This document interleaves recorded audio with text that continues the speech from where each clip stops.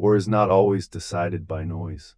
More often, it is shaped in silence, by endurance, judgment, and moments where hesitation can be fatal.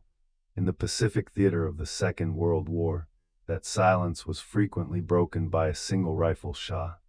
Unseen, unanswered, and for many, final. For Allied soldiers advancing through the jungles of the Pacific, Japanese snipers represented a constant and deeply unsettling threat. They did not rely on massed attacks or overwhelming firepower. One well-placed round could halt movement, disrupt command, and spread fear through an entire unit. The jungle was an ideal environment for this kind of warfare. Visibility collapsed to a matter of meters. Sound behaved unpredictably. Dense vegetation concealed movement and intentional act. In such conditions, sniper warfare became less about firepower and more about patience, observation, and psychological resilience. It was within this environment that one Allied soldier carried an unusual weapon into combat. It was not standard issue. It was not designed for military service. It was a civilian bolt-action rifle, purchased through a mail-order catalog before the war. To many of his comrades, the rifle seemed out of place, even irresponsible. Military doctrine valued uniformity and equipment tested under battlefield conditions. A civilian rifle, however accurate, appeared to offer neither reassurance nor reliability. But for the man who carried it, the rifle was familiar. He trusted it. He understood its behavior, its limitations, and its strengths. Long before the war, he had learned to use it as a hunter hunting taught lessons that formal training often could not. It rewarded patience over speed, observation over aggression, and restraint, the understanding that knowing when not to fire could be just as important as accuracy. As Japanese sniper fire continued to inflict casualties on his unit, pressure mounted, movement slowed, morale suffered. The jungle, once merely difficult, became actively hostile. The soldier did not respond with haste. He waited. In the jungle, nothing is ever truly still. Leaves shift. Insects move. Light changes with the canopy above. Over time, the soldier learned to distinguish natural movement from human presence, patterns that did not belong, a brief glint of reflected light, a shadow that interrupted the vertical line of a tree trunk, a sound too deliberate to be accidental. To others, such details passed unnoticed. To him, they were evidence. Each shot he fired was deliberate. One round, one target, and immediately afterwards, he moved. In sniper warfare, survival depended as much on disappearance as precision. What followed was not a single engagement, but a prolonged contest of endurance. Hour after hour, day after day, fatigue became a threat as real as the enemy itself. Over the course of 4 days, 11 Japanese snipers were neutralized.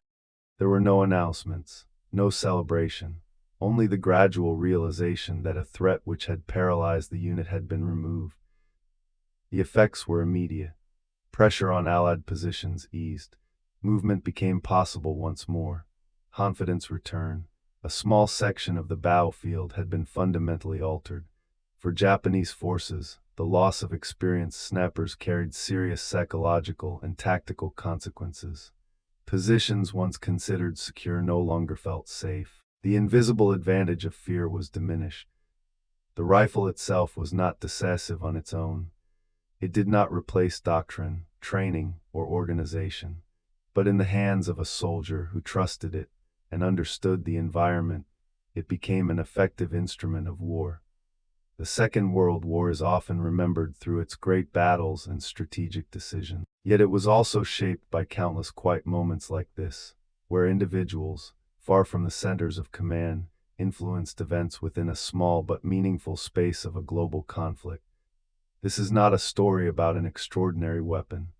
It is a story about adaptation, judgment, and human endurance. A reminder that, at its most fundamental level, war remains a test of people, not machines. The Pacific War was not fought at a distance. It was fought up close, in heat, mud, and dense jungle, where visibility was limited and certainty was rare. For Allied forces advancing across island chains and tropical coastlines, the enemy was often not seen until it was too late. Among the most persistent threats were Japanese snipers, whose presence transformed the jungle itself into a weapon. Unlike the open battlefields of Europe, the Pacific offered little room for maneuver. Dense vegetation compressed the battlefield, forcing soldiers into narrow paths and predictable routes. In such conditions, a single sniper could dominate an area far beyond his physical reach. Japanese sniper tactics were shaped by necessity.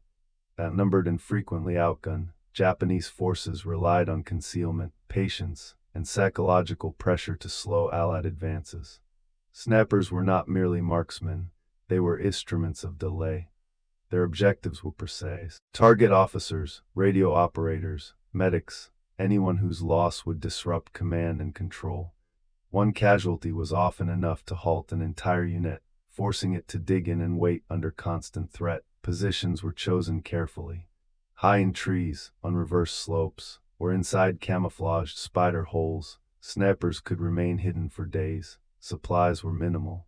Movement was restricted. Survival depended on discipline and endurance. For Allied soldiers, this created a uniquely corrosive form of fear. The danger was omnipresent but invisible. Every pause, every sound in the foliage, carried uncertainty. Fatigue and tension accumulated long before any shot was fired. Traditional infantry tactics proved insufficient. Rapid movement invited exposure. Caution slowed momentum. Commanders were forced to balance progress against mounting psychological strain. In response, Allied units began to adapt. Patrol spacing increased. Observation posts were established. Soldiers were trained to scan not only the ground, but the canopy above. Counter-sniper warfare demanded patience equal to that of the sapper himself. Identifying a firing position was only the first step. Engaging it without revealing one's own location required restraint, timing, and discipline. In many cases, effective counter-snipers were not formally trained specialists.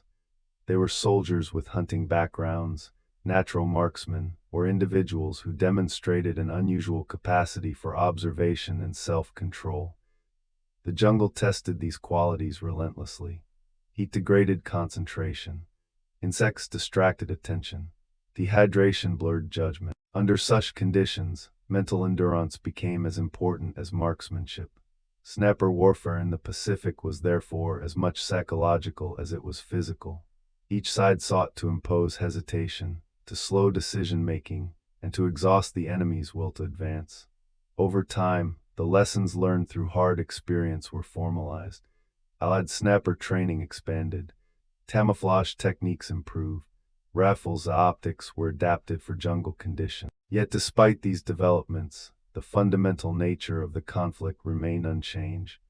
Sniper engagements were rarely decisive on their own, but their cumulative effect shaped the tempo of entire campaigns. The Pacific War is often remembered for its scale, naval battles, air power, and amphibious landings. But beneath that vast machinery existed a quieter struggle.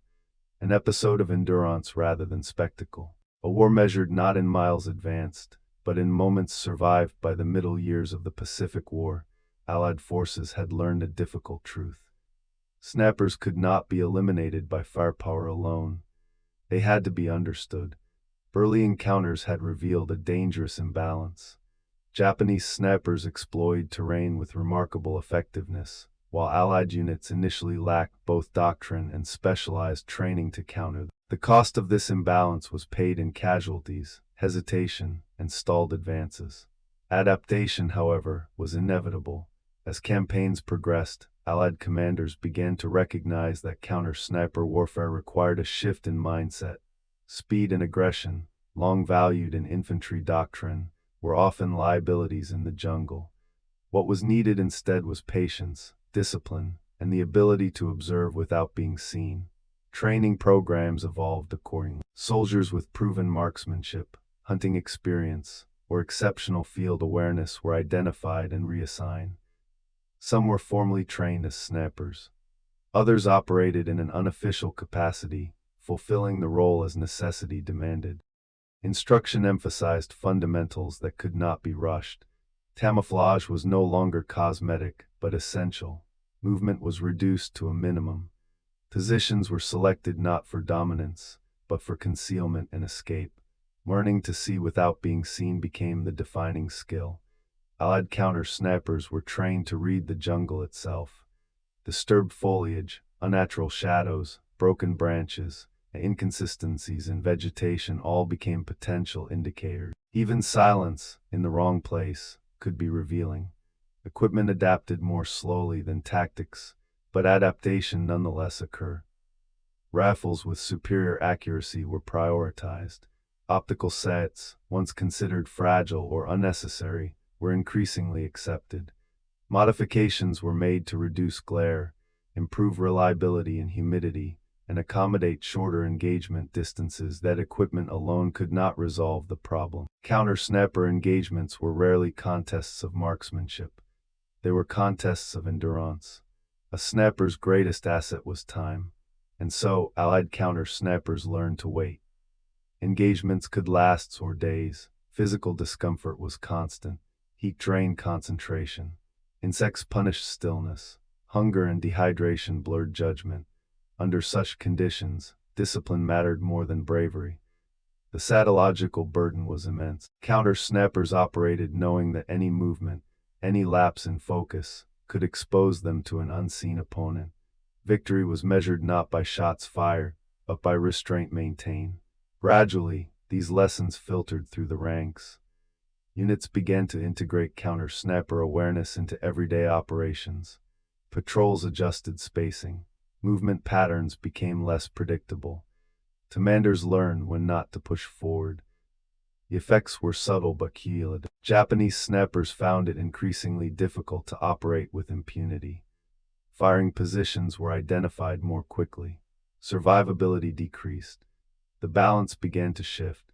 Where once Japanese snappers had dictated tempo through fear and invisibility, Allied forces now contested that space.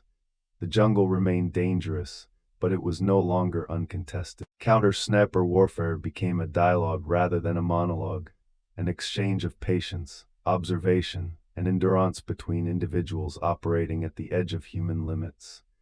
By the later stages of the war, these hard-won adaptations had become institutional knowledge. Training manuals were revised. Experience was formalized. What had once been learned through loss was now taught in advance.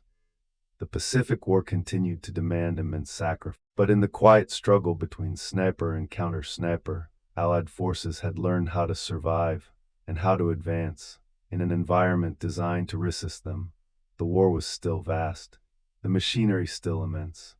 Yet, as ever, its outcome was shaped in small spaces by individuals lying unseen, waiting for the right moment. The Second World War was a global conflict, but it was never a single war. It was a series of wars, fought simultaneously across vastly different landscapes, each demanding its own methods, its own adaptations, and its own understanding of combat. Nowhere was this contrast more apparent than in snapper warfare. In Europe, snappers operated across open fields, ruined cities, and long front lines defined by trenches, roads, and buildings. In the Pacific, they fought in jungles, mountains, and islands where terrain swallowed visibility and certainty alike. These environments shaped not only how snappers fought, but what snapper warfare itself meant. On the European front, particularly on the Eastern Front, snapper engagements often occurred at longer ranges. Visibility allowed for deliberate positioning. Urban ruins and prepared defenses offered elevated vantage points. Snappers could dominate streets, river crossings, and supply routes for extended periods. Here, snapper warfare was frequently formalized. Dedicated snapper schools emerged.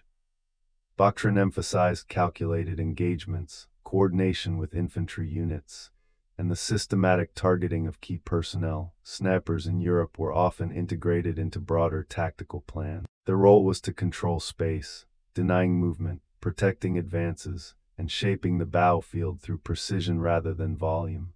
In the Pacific, the situation was fundamentally different. The jungle compressed the battlefield. Engagement distances were short. Lines of sight were unstable and fleeting. A snapper rarely controlled wide areas. Instead, he controlled moments, a trail. In the end, the Second World War was not only fought by armies and machines, but by individuals learning, adapting, and enduring in silence.